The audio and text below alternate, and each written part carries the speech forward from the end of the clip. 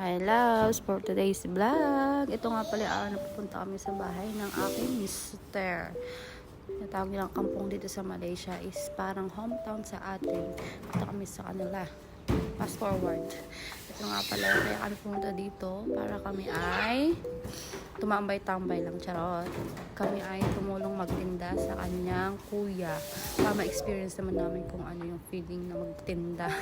Ito nga pala yung lugar nila dito, guys. Ito, para siyang hill.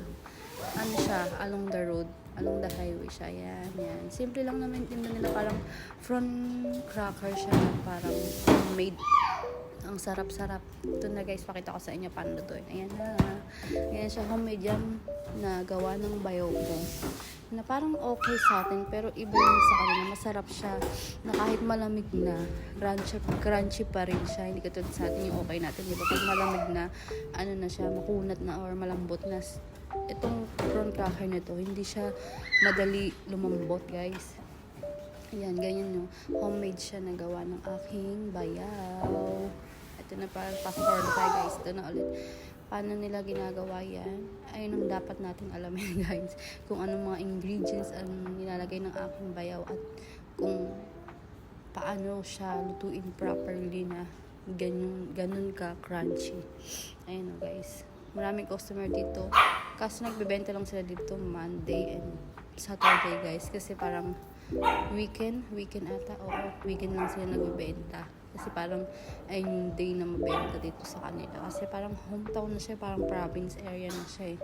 Tapos, along the highway siya, kaya medyo mabenta siya pag Friday and Saturday. Kasi maraming mga nagta-travel yung parang umuwi.